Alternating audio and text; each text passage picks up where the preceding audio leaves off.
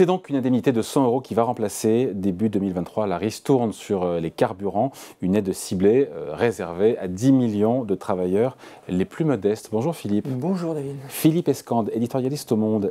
Cette indemnité de 100 €, ça représente, nous dit le gouvernement, une remise de 10 centimes par litre à la pompe pour quelqu'un qui parcourt 12 000 km par an. C'est ce qu'a dit Elisabeth Borne, la Première ministre.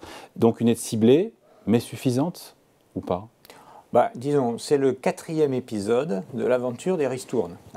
Alors on a connu la première en avril, juste au moment de l'élection du président Macron, qui était une première ristourne de 18 centimes. Et puis ensuite, au printemps, en septembre, elle a été portée à 30 centimes. Alors là, c'est vraiment la fête. Plus la ristourne également de Total Energy qui en rajoutait un petit peu. Et puis on est redescendu à 10 centimes à la mi-novembre. Et après, il n'y aura plus rien. Et maintenant, alors, ça faisait partie effectivement de la feuille de route, si on ose dire, qui était que cette année, on ferait moins et plus ciblé. Alors ça, c'était le grand mot, puisque c'était le principal reproche des aides précédentes. Effectivement, cette ristourne de 100 €, elle sera à moitié ciblée et à moitié efficace, parce qu'on ne peut jamais faire totalement ciblé, totalement efficace, et si on ne cible pas, on est injuste.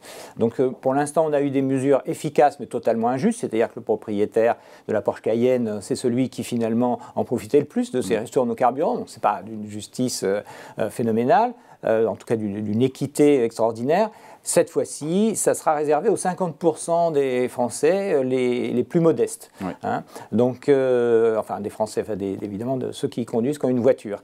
Donc ça sera un petit peu plus juste, mais en même temps, on avait commencé à imaginer des usines à gaz, des schémas très très compliqués. Finalement, ça sera très simple. On donne un chèque de 100 € à tous ceux qui prouvent qu'ils ont une voiture, qui écrivent sur un bout de papier qui l'utilisent pour aller travailler, et qui sont dans les 50% les plus modestes. Voilà, et s'il y en a deux dans le couple, on peut toucher deux fois 100 €. Absolument. Les cours du pétrole, on l'a largement commenté ici, sont orientés à la baisse. On est sous les 80 $ le baril de Brent. Est-ce que tout ça a pu influer sur l'architecture de ce nouveau dispositif et de cette indemnité de 100 €?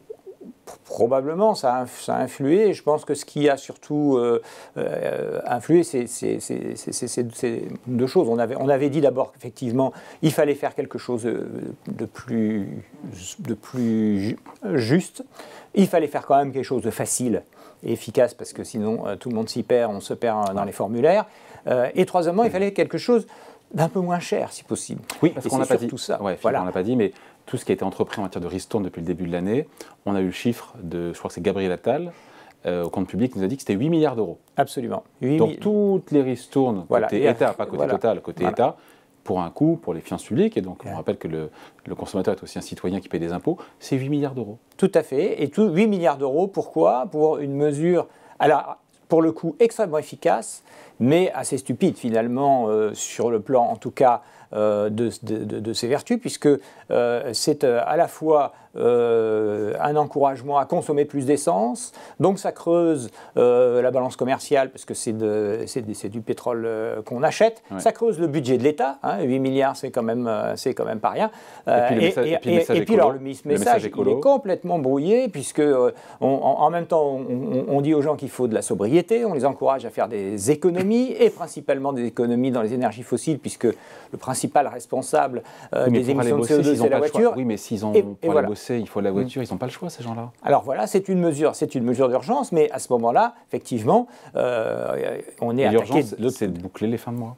L'urgence, c'est de boucler les fins de mois, mais la fin du monde attendra. C'est en tout cas pas l'urgence du gouvernement, parce que les fins de mois du gouvernement, elles sont un petit peu compliquées par cette facture. Alors cette fois-ci, d'abord, effectivement, on est un peu sorti de la période de tension. Depuis le mois d'octobre, les cours du pétrole ont beaucoup baissé. Probablement, ils vont continuer avec les baisses de croissance ou les récessions qui s'annoncent.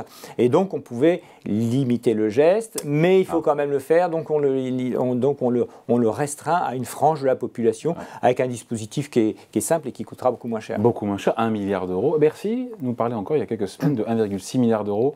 La baisse du cours du brut explique peut-être une enveloppe rabotée à 1 milliard d'euros. On se dit quand même que mais si c'est ciblé, 1 milliard d'euros, c'est quand même pas non plus beaucoup. Hein. Bah, c'est pas beaucoup. Non, ça dépend par rapport à quoi on regarde. Oui, bien sûr. Si on compte tout ce qui était dépensé depuis 2 ans. Bien sûr, par rapport à tout ce qui a été dépensé, par rapport notamment aux 110 milliards. Il faut rappeler quand même que les aides à l'énergie par le gouvernement, c'est 110 milliards. Donc la facture, le bouclier tarifaire. Le bouclier, tous les boucliers dans tous les sens, y compris ces fameux 8 milliards, c'est 100 milliards. Mais là, il y avait... Sur 2 ans. Oui, bien sûr, mais il y avait une urgence qui était celle de sauver tout simplement l'économie française. C'est-à-dire que notamment en ce qui concerne les entreprises, il fallait absolument que, et d'ailleurs ce n'est pas encore assuré, mais disons qu'il y a un certain nombre d'entreprises qui sinon auraient mis les clés sous la porte, et puis effectivement des drames humains. Donc ça a été évité, bien entendu, mais il reste quand même que des aides publiques comme ça extrêmement larges. Hein. Alors on a quand même évité le programme un peu aberrant qui aurait consisté à baisser la TVA sur l'essence. Hein. C'était ce que proposait le Rassemblement national. Les Républicains étaient aussi un peu favorables à ce genre de pratique. Alors là, c'est absolument désastreux. Ça envoie un signal encore pire. Donc c'est comme la ristourne. Quelle différence entre la ristourne et la baisse de TVA? C'est que la baisse de la TVA, c'est très difficile de revenir en arrière. Ah oui. Et puis en plus, les baisses de TVA, ça va passer à Bruxelles. Donc de toute façon, c'est très compliqué pour les faire, pour les mettre en œuvre. La dernière fois qu'on avait fait des baisses de TVA, c'était pour la restauration, c'était une catastrophe. C'est-à-dire qu'on n'a pas vu les créations d'emplois qui avaient été promises. Enfin, bon. Donc c'est rarement une très bonne idée. Alors là, c'est très efficace sur le plan du pouvoir d'achat, mais c'est vraiment rarement une bonne idée. Donc ça, c'est une façon d'atterrir en douceur vers ce qu'est la réalité, parce qu'à un moment donné, l'État ne peut pas non plus faire vivre en apesanteur tout un pays ad vitam aeternam. Il y a un moment où il faut rejoindre le monde réel. Voilà. D'autant que pour vous, et vous l'avez écrit cette semaine dans Le Monde, ces aides, le signal qui est envoyé avec tous ces milliards d'aides, il est désastreux, vous l'avez dit indirectement, à la fois pour les finances publiques, pour la balance commerciale, vous l'avez dit aussi, et aussi pour le climat. C'est ça qu'on retient pour vous? Ben oui, bien sûr, oui. Qu'est-ce qu'il y a d'anachronique? Vous avez titré comme quoi, depuis la réélection d'Emmanuel Macron, les aides, l'État multiplie les mesures anachroniques. Mais il fait de la politique, mon cher Philippe? Bien sûr, c'est tout à fait son droit d'ailleurs. Et sinon, si les politiques n'étaient pas là pour s'occuper des problèmes qui ne relèvent pas de la logique pure et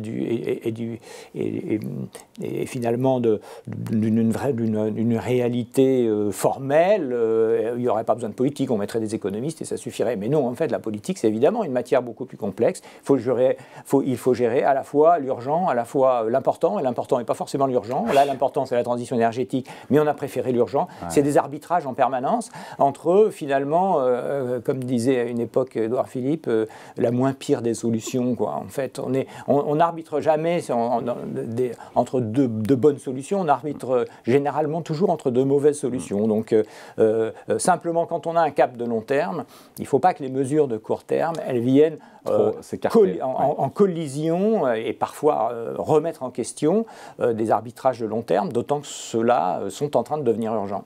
Ouais. Enfin, en tout cas, je note que le dispositif qui coûtait d'aide pour les automobilistes, qui coûtait 8 milliards d'euros, maintenant va en coûter 1, certes ciblé sur les 10 millions de Français qui en ont le plus besoin, mais c'est quand même 8 fois moins en termes de montant, et je me demande quand même si ça sera suffisant pour ceux qui en ont besoin. C'est ça comme le sujet aussi. Hein. Oui, mais le sujet, c'est surtout comment on les aide à sortir, comment on aide les gens à sortir du tout-voiture, ou en tout cas du tout-voiture thermique. Donc, avec 8 milliards, on peut faire pas mal de choses pour essayer d'aider les gens. C'est vrai qu'aujourd'hui, 80% des transports en France sont réalisés avec la voiture. Pour aller au travail. Pour aller au travail.